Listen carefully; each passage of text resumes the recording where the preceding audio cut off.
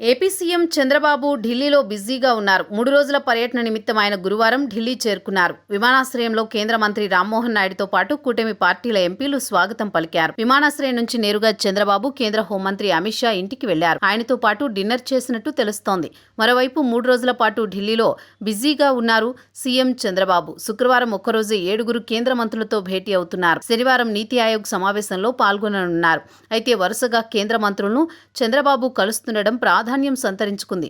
AP ప్రాజెక్టుల విషయంలోని చంద్రబాబు పర్యటన సాగినట్లు తెలుస్తోంది. ఉదయం ఢిల్లీలో కేంద్ర మంత్రి ప్రహ్లాద్ జోషిని కలుసుకున్నారు చంద్రబాబు. గ్రీన్ ఎనర్జీ ప్రాజెక్టులో ఏపీకి సహకారం అందించాలని కేంద్ర మంత్రికి విజ్ఞప్తి చేశారు. అటు తర్వాత 11 గంటలకు కేంద్ర రక్షణ మంత్రి రాజ్నాథ్ సింగ్ ను కలిశారు.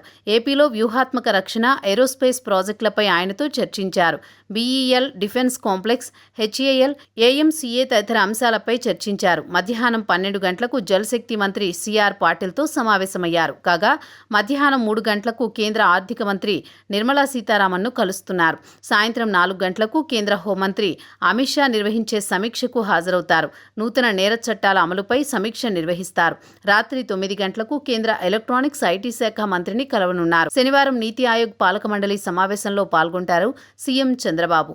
అయితే ఏపీ సీఎం చంద్రబాబు 3 రోజుల ఢిల్లీ పర్యటన ప్రాధాన్యత సంతరించుకుంది. ఏపీలో కొనసాగుతోన్న ప్రతిపాదిత ప్రాజెక్టుల సత్వర అమలుకు కేంద్రం మద్దతు కోరేందుకు ఆయన పర్యటిస్తున్నట్టు తెలుస్తోంది. అయితే వరుసగా సీనియర్ కేంద్ర మంత్రులను కలవడం విశేషం. అయితే గురువారం అర్ధరాత్రి ఢిల్లీకి చేరుకున్న చంద్రబాబు నేరుగా అమిత్ షా వద్దకు వెళ్లారు. అక్కడే డిన్నర్ చేశారు. కొద్ది రోజుల కిందట ఏపీ మంత్రి నారా లోకేష్ కుటుంబ సమేతంగా ప్రధాని మోదీని కలిసిన సంగతి తెలిసిందే. దాదాపు 2 గంటల పాటు లోకేష్ కుటుంబంతో గడిపారు ప్రధాని మోదీ. ఇప్పుడు చంద్రబాబుతో కేంద్ర హోంమంత్రి అమిత్ షా కూడా విలువైన సమయాన్ని కేటాయిస్తూ గడపడం విశేషం.